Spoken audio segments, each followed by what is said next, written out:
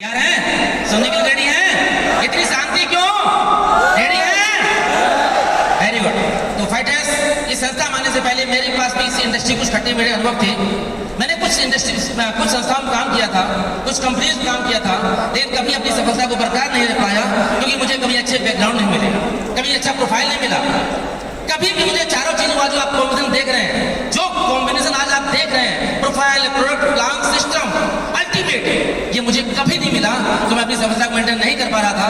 एक बार मैं नेगेटिव हो गया, आ गया प्रॉपर्टी की लाइन में। इस काम को छोड़ छाड़ के मैं प्रॉपर्टी के काम में आ गया। मुझे नहीं पता था कि मैं आसमान से गिरूंगा और खजूर में जाकर अटक जाएंगे। नोटबंदी के बाद हमारी हालत, आपको बताने की जरूरत नहीं कि साथियों, बड़े बड़े दिग्गज धराशायी हो चुके थे। मेरा तो छोटा पूरा काम था, मेरा काम टूट चुका था। मेरी हालत यहाँ तक हो चुकी थी कि मैं घर के खर्च भी चलाने में असमर्थ था। समझ नहीं आता मैं क्या करूं। कई बार ऐसी कंडीशन आई कि बच्ची घर पे आती है स्कूल से, बोलती है पापा मेरी मैडम ने मुझे 15 मिनट क्लास में खड़ा कर दिया था। मैंने बेटा क्यों? कि पापा सबकी फीस जमा थी, मेरी फीस जमा नहीं थी। एक बाप को क्या गुजरती होगी जब बाप अपने बच्चे की फीस जमा नहीं कर पा रहा है, बिजली बिल जमा नहीं कर पा रहा है। मेरी कॉलोनी के सामने 5 दुकानें पड़ चुकी थी। मुझे कहने में कोई शर्म नहीं आती है, मैं 5 से सामान उधार ले चुका था। मैं क्या करूं? उस समय कुछ ऐसी कंडीशन थी कि मैं इतना टूट चुका था कि चारों तरफ से मैं प्रयास कर रहा था लेकिन मुझे निराशा मिल रही थी। मैं प्रयास कर रहा था, मुझे निराशा मिल रही थी।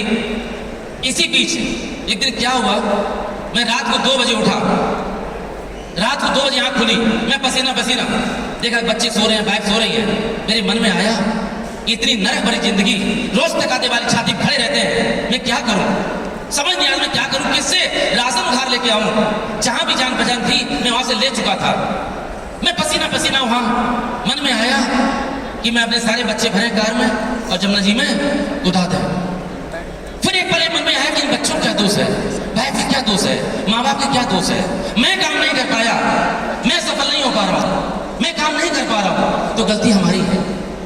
तो ऐसे ही कुछ मन में विचार साथी आ रहे थे, लेकिन भगवान कुछ और मंजूर था। इस संस्था में मेरा एक जूनियर, मेरा दोस्त काम कर रहा था।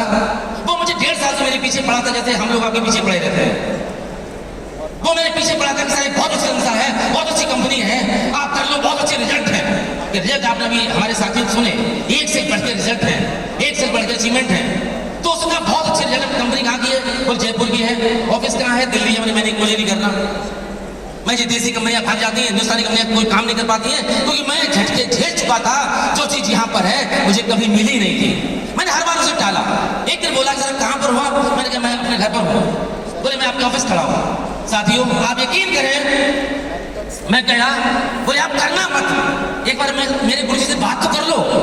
आप साथियों यकीन करें, मैंने उसकी लूट काटने के लिए, मैंने पेट छुटाने के लिए, मैंने कहा आप मेरी बात करवा। उसने मेरी बात करा दी हमारे महागुरु से गांधी सर से। गांधी सर से मेरी बात कराई। अरे तालियां बनती हैं। बस यही सर तो मेरी जिंदगी की शुरुआत हुई। सर ने मुझे, सर तो मीठा बोलते ही आपको पता है, गुस्सा आता नहीं है। मैंने जितनी 15 मिनट हो सकता भाई करी, मैंने सुर में ये नुकसान, मैंने वो नुकसान। सर कोई बात नहीं, एक बार हम आगरा आते हैं, आपसे बैठ के बात करते हैं, लेकिन अगर आपने बात सुन ली और समझ ली, मैं दोस्त आपसे वादा करता हूँ आपकी जिंदगी की सारी तकलीफें दूर हो जाएंगी। मुझे पता नहीं क्या सूझी, रिजल्ट में देख चुका था क्योंकि मेरे फैमिली में रिजल्ट इसका आ चुका था। मेरे ससुर साहब, मेरे फादर इन लॉ पिछले 3 साल से बीमार थे। आज ये 4 साल पहले बात कर रहा हूँ। इतनी हालत खराब थी, लीवर खराब, किडनी खराब, बहुत सारी मल्टीपल बीमारी थी उन्हें। 2 बार उनकी गाय पूछ चुकी थी, जमीन में लगा दिया गया था, नहीं मरने वाले हैं। उसी बंदे से लेके मैं रस्तों इस्तेमाल करा चुका था। उसके बाद वो 4 साल जिंदा रहे इन रसों के इस्तेमाल करके। 4 साल जिंदा रहे जो आज कल मरने वाले थे।